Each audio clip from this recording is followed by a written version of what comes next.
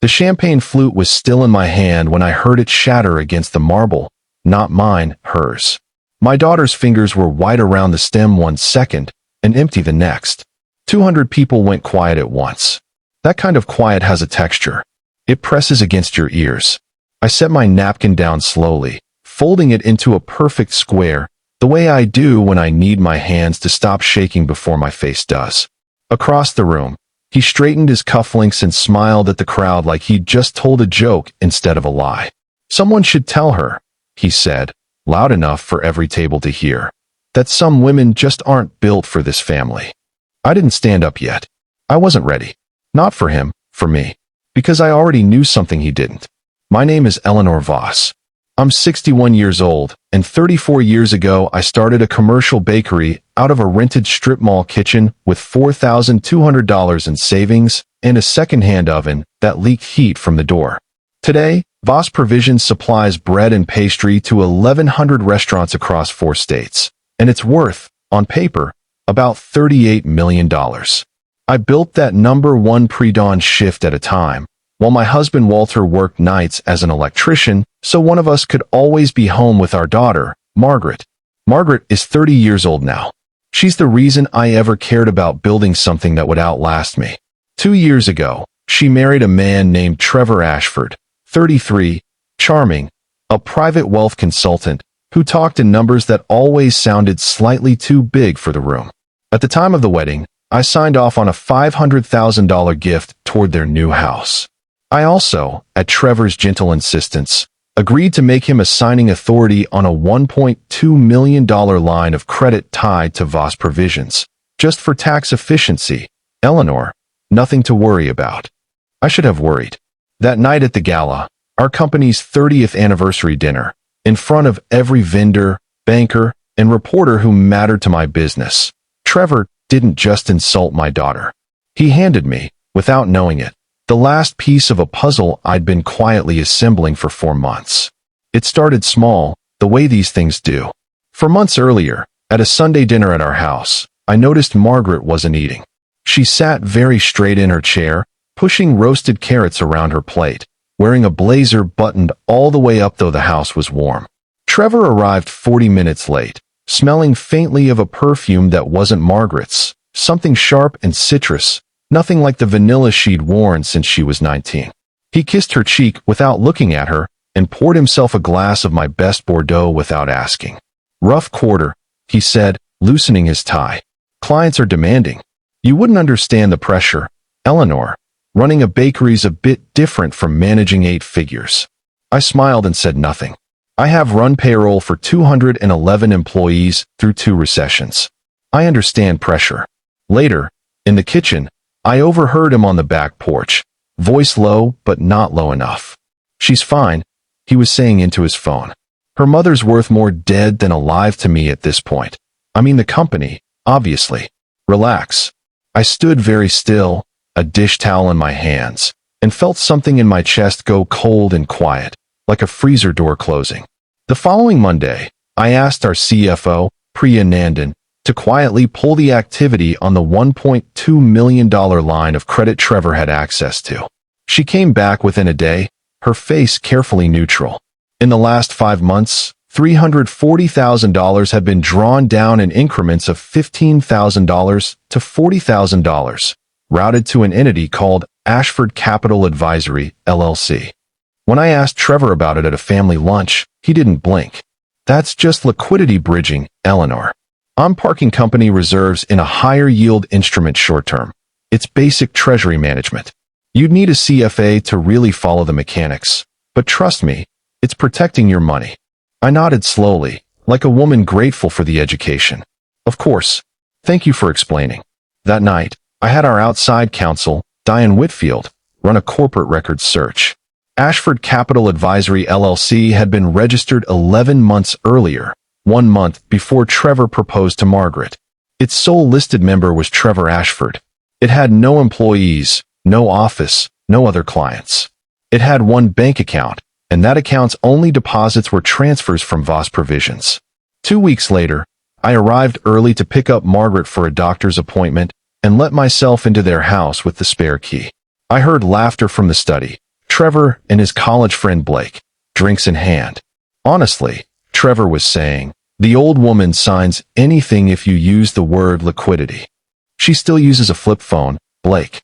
I could tell her the moon was collateral and she'd initial it. Blake laughed so hard he nearly spilled his drink. And Margaret? She suspects anything? Margaret does what she's told, Trevor said. Once the trust restructuring clears, none of it matters anyway. I stood in the hallway, invisible to them, and for the first time heard the phrase that would become the second half of my plan. Trust restructuring. I hadn't authorized any trust restructuring. I had, however, 3 years earlier, set up a $6 million family trust for Margaret's eventual inheritance, with Walter and me as co-trustees. When I asked our estate attorney, Robert Okafor, to check its status, he called back within the hour, his voice tight. Eleanor, there's a filing in progress to add a third trustee. It requires 2 of 3 current signatures. There's a signature on file dated 3 weeks ago, yours. I had never signed it. When I compared it to a real signature, the forgery was good. Not perfect. Good enough to fool a bank teller in a hurry. Not good enough to fool a woman who has signed her name on payroll checks 11,000 times. When I raised the clerical question about the trust filing with Trevor, gently, vaguely, playing confused, he barely paused. Oh, that. Margaret mentioned you'd been forgetful lately, misplacing documents, so we had Robert's junior associate draft something protective, in case you needed help managing things down the road. It's really for your benefit, Eleanor. Nobody wants to say it, but we all see it. He was not just stealing. He was building a paper trail to have me declared incompetent. I thanked him for his concern. I made a decision that night, sitting across from Walter at our kitchen table, the same table where I'd once done payroll by hand. If he thinks I'm slow, I said, I'm going to be the slowest woman he's ever met. Starting that week, I performed. I let my reading glasses slide down my nose and squinted at documents I understood perfectly. I asked Trevor to walk me through it again. Dear, you know I get confused with the financial talk. I started calling him for advice on small business decisions I'd already made, thanking him effusively for his wisdom. At dinners, I let my fork pause midair and stared into the middle distance for 3 or 4 seconds before catching up to the conversation. Walter played along too, mentioning to Trevor, unprompted, that he'd found me looking for my car keys in the refrigerator. None of it was true. Every bit of it was calculated. A confident predator gets careless around something he believes is already dying. I needed Trevor careless. I needed him talking. Inside, I was doing the opposite of forgetting. I was documenting everything, dates, dollar amounts, phrases, timestamps. In a black leather notebook I kept in my apron pocket at the bakery, the one place Trevor never bothered to look. The bait was simple, a document and a room. I told Trevor, in my softest, most bewildered voice, that I was finally ready to let the young people handle things, and that I wanted to sign the trust restructuring properly this time. At a small family meeting at the house. Just us, no lawyers, so it doesn't feel so cold. Trevor's eyes lit up like a slot machine. What he didn't know, Robert Okafor was parked 2 streets away, ready to serve as an actual witness the moment I gave a signal. What he didn't know, the family meeting was in the sunroom, where I'd asked Walter to install a new smart doorbell camera the week before, for security, dear, angled to also catch the bookshelf where we'd be sitting. What he didn't know, my phone, sitting face down on the side table beside me, was recording audio and had been syncing live to a backup drive in Priya's office since the moment he walked in. I sat with my hands folded in my lap, wearing the cardigan Margaret bought me for Mother's Day, and I let my phone buzz once, silently, against the wood, Priya's signal that the feed was live and clean. Trevor placed the folder in front of me. Just sign where I've marked it, Eleanor. This one's for you. I picked up the pen. I did not sign. Before I do, I said, my voice still soft, still slow. Can you explain the moon collateral to me one more time? For one full second, his face went perfectly, beautifully still. I could have ended it right there in the sunroom. I chose the gala instead, because Trevor had built his entire identity on being watched and admired, and I wanted his undoing witnessed by every person whose respect he'd been mining. That night, Our 30th anniversary dinner, 200 guests, cameras from 2 trade publications. Trevor had been needling Margaret all evening about her usefulness, and when she finally excused herself from the table, visibly close to tears, he raised his glass to the room and delivered his line about women not being built for this family. That was when the flute shattered on the marble. That was when I stood up. I didn't raise my voice. I have never needed to. Trevor, I said, and the room's chatter folded into silence around the word. Since you're so fond of explaining financial mechanics to me, let's do one together. Ashford Capital Advisory, LLC. Registered 11 months ago. Sole member, you. $340,000 transferred from Voss Provisions line of credit in the last 5 months. Would you like to explain the liquidity bridging to our CFO directly, or shall I? Trevor laughed, but it came out thin. Eleanor, you're confused again. I am many things tonight, I said, but confused isn't one of them. Would you also like to discuss the forged signature on the trust restructuring filing dated 3 weeks ago? Or the recording from the sunroom last Tuesday, where you asked me, and I quote, to sign where you'd marked it? 2 men in plain suits who had been quietly seated near the entrance for the last 20 minutes stood up. Detective Alan Reyes had been a family friend of Robert Okafor's for years, and once I'd shown him the forged signature and the wire transfers, a warrant had come fast.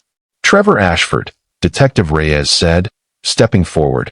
We need to talk to you about a fraud complaint filed this morning. Trevor's face drained the way a sink drains, slow, then all at once. I reached into my clutch and set the folder from the sunroom on the table between us, the trust restructuring document he'd asked me to sign.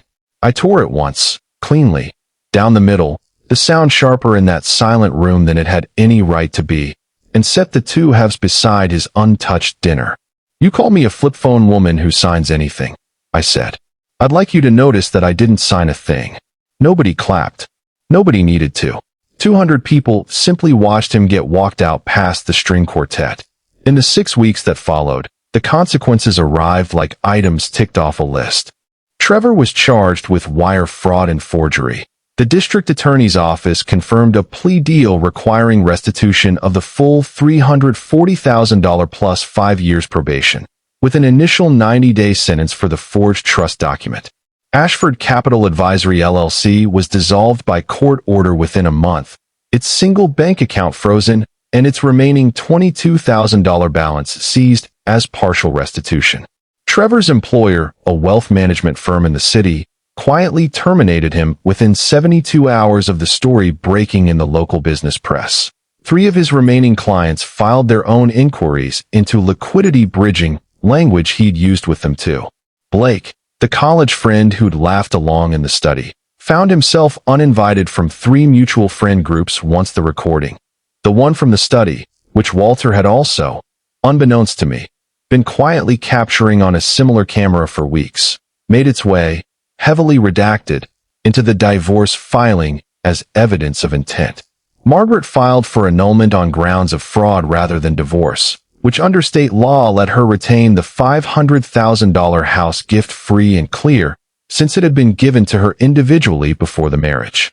But I made a point, too, of protecting the people who had nothing to do with any of it. Trevor's assistant, a 24-year-old named Sophia who had unknowingly notarized 2 of the fraudulent transfers, kept her job at Voss Provisions when I personally called her new employer to vouch for her. She'd been following orders from a man who lied to everyone, including her. I also quietly paid off the remainder of Blake's business school loan through an anonymous gift to his mother, a longtime family friend, not because he deserved it, but because his mother didn't deserve to watch her son's mistake become her burden.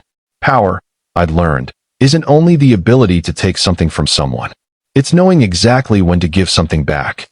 11 weeks after the gala, on a night when the rain was coming down sideways and the streetlights flickered along our block, our doorbell camera caught a shape hunched on the porch. It was Trevor, thinner, his $600 coat replaced by a windbreaker 2 sizes too big, borrowed from someone or something I didn't ask about. He'd been released early for good behavior, and apparently good behavior hadn't come with a place to live. Eleanor, he said, when I opened the door, rain running off his chin. Please, I have nowhere else. Margaret won't answer. I just need somewhere to sleep tonight. That's all. I know I don't deserve.